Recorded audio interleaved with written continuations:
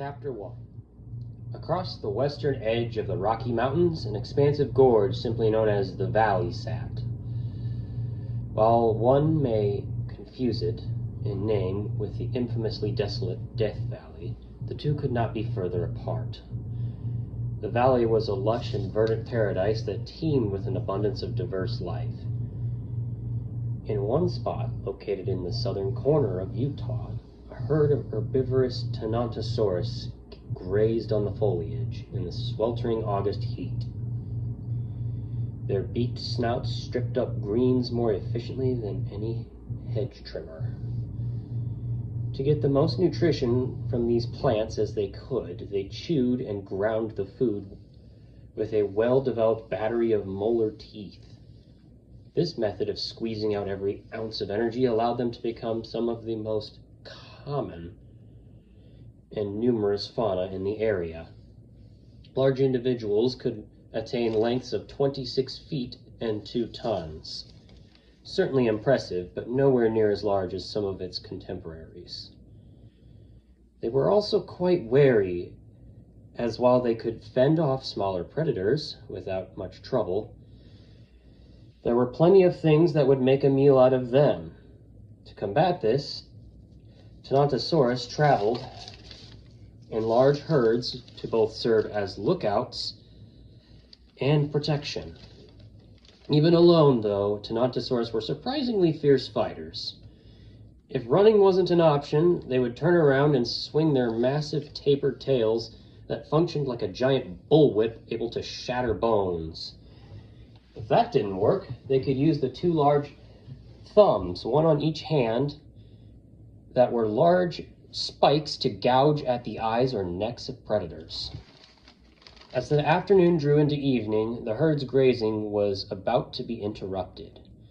Skulking around was a Tyrannotitan, a distant relative of the groundhog Allosaurus that plagued these herds. Her kind are native to the South American country of Argentina, making her an oddity. This meant nothing to the Tyrannosaurus, however. All they knew was she shared a similar scent to another scourge upon these herds, the ridged-backed Acrocanthosaurus. She was easily spotted, as her burnt sienna and desert coloring was poor camouflage amongst the verdant green. Despite this, she stared down the now alert herd, tail swishing back and forth, her muscles tensed and twitching with anticipation. Suddenly, she charged the herd. This caused the herd to panic as the Tyrannotitan's loud bellows filled the area. As the thunderous footsteps of the herd crashing to get into the densest parts of the forest where their attacker could not follow rang out, she focused her attention on one large male. While his massive 26-foot frame made him impressive to females for mating, his bulk meant that he wasn't as fast as smaller individuals. Even so, he was still faster than his pursuer, and thus confident he could wear her out as he let her steer him. As he made a break for the deep forest, he spotted a small creature in blue and several unusual things that appeared to be vines. Too late, he realized the trick, and before he could change course, his right ankle was snared. While this would be a mere annoyance while walking, as they would do on all fours, since he ran on his back legs, this sent him crashing to the ground with a thud. Before he could rise to his feet, a massive foot planted on his back, pinning him down. The small blue figure stood up from their hiding spot. It was a man, and his name was Jonah Castle. He casually strode over to the pinned Tyrannosaurus, steadying it with hazel eyes that sat behind a pair of spectacles. Good work, Sienna, he said, looking up at the Tyrannotitan, who chuffed impatiently. Yes, go ahead, girl. You've earned it. Castle chuckled. The last thing the unfortunate Tyrannosaurus saw was the gaping maw of Sienna the Tyrannotitan. Her steak knife teeth sank into the neck of the Tyrannosaurus. As she jerked her head back, the Tyrannosaurus let out one final gasp. Then there was a gruesome tearing and crunching sound as bone, sinew, and muscle were torn free of one another. Sienna held the Tyrannosaurus's head and neck in her jaws before gingerly swallowing it in a single gulp. Phew! Let's get this into town to sell. Then we can get you some much-deserved seconds, Castle said, patting Sienna's leg. He threw a saddle on her back and clambered on. Sienna lifted the headless corpse in her jaws, and they started off towards town. The town of Worthwhile was definitely worthwhile. Nestled at the cusp of the valley, it was an ever-expanding town that drew crowds of all shapes and sizes. Despite his affinity for the town, Castle seldom ventured in, especially not with Sienna, seeing how she was quite recognizable. And that was the absolute last thing Castle wanted. He ran a hand through his thick, dark hair as his striking hazel-green eyes scanned the horizon apprehensively.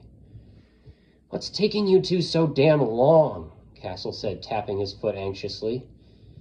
Suddenly he saw two large figures appear. By the looks of them, Castle could tell it was them, Jericho and Lara Blacklock. Jericho was a craftsman and used the hide for clothing, and they would split the meat with Castle. Lara was his wife and an old friend of Castle's who taught at the local school. They rode their mating pair of shark-toothed titan slayers, or temeraraptors, named Charles and Lizard, Liz for short. Relatives of Sienna's kind, they shared a similar build and skull shape, but with a few differences. The first was their more diminutive size compared to Sienna, with her at an impressive 46 feet compared to their 32 and 30 feet respectively. The second difference was that their teeth were shaped much more triangular, like those of sharks, rather than Sienna's much more knife-like teeth. The third and probably most striking was the raised ridge crest on their snouts. Charles was a nice dark gray with a bright scarlet patches on the crest and brow ridges. Liz was a much less flashy, with a royal blue on her crest and brow. Sienna exchanged pleasantries via chuffs, chirps, and grunts with them. She motioned to the Tyrannosaur's corpse with a proud look on her face. Liz and Charles nodded in approval. "Fancy seeing you here, Jonah," Jericho said with a smile. "Yeah, haven't seen you in ages," Lara added. "Yeah, I know. My apologies. Just been trying to stay quiet," Castle said sheepishly. "Why with all the secrecy?" Lara asked. Both of them had semi-olive skin with dark hair and eyes. Lara was about a head or so shorter than Castle, while Jericho was about the same height as Castle, maybe slightly taller. I've told you before, I don't want to get into it," Castle said evasively. "Fine. Here are your supplies," Jericho sighed, walking Charles over and handing Castle a large burlap sack. "Thank you both. It means a lot to me," Castle said. "Then you should come visit. We're making an amazing stew tonight," Lara said insistently. I can't. "Thank you, but..." Castle said, his voice trailing off. "But," Lara said, her facial expression dropping. "I'm sorry. Thank you," Castle said, steering Sienna and leaving briskly. Lara and Jericho watched him and Sienna disappear into the forest. "He's quite skittish, isn't he?" a voice said from behind them. The two of them turned and saw a pale woman with dirty blonde hair and blue eyes riding over on her groundhawk Allosaurus.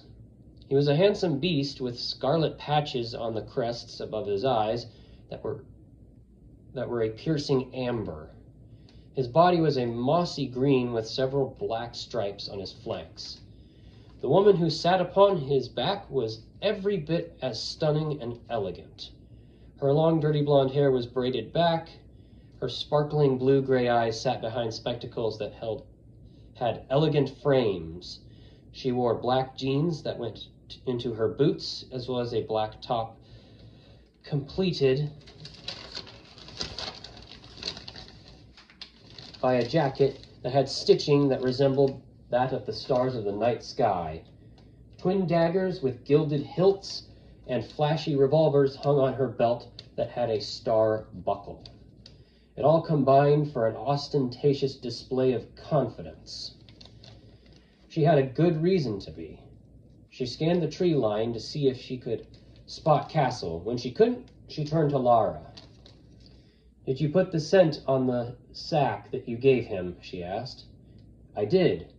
"Are Hickory and Cassius here?" Lara asked. "Yes, ma'am," the woman said, reaching into her coat pocket and grabbing a whistle carved from hickory wood. She pressed it to her lips and blew. To humans, it made no noise.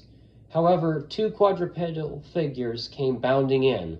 Hickory was a young adult in Austransevia, a saber-toothed Gorgonopsid therapsid. His leathery skin was patterned with black, brown, and white, going down from his back to his belly. The other, Cassius, was a relative known as Rubigia. Rubigias were slightly shorter in length, but stockier and slightly heavier than in Austransevia, with a thicker and boxier skull. Think of a pit bull versus a German shepherd. Cassius had similar coloration to Hickory, but lacked the extra brown as well as being slightly darker. The two of them looked up at the group with their intelligent brown eyes. "You have the scent?" the woman asked. "Right here," Lara said, holding out a rag. "Toss it down for the boys," the woman said. "All right," Lara said, letting the rag drop to the ground. Once it hit the dirt, Hickory and Cassius immediately started sniffing it. "Boys," the woman said. The two Gorgonopsids looked up at her. "Go find," she said, and they immediately began trotting towards the forest, trying to make as little noise as possible. "You think he'll be receptive, Andromeda?" Lara asked. Andromeda paused for a moment. "Yes, I do," Andromeda said confidently. "Take care," Lara said warily. "I'll be fine, Lara," Andromeda said as she steered her Allosaurus, named Alistair.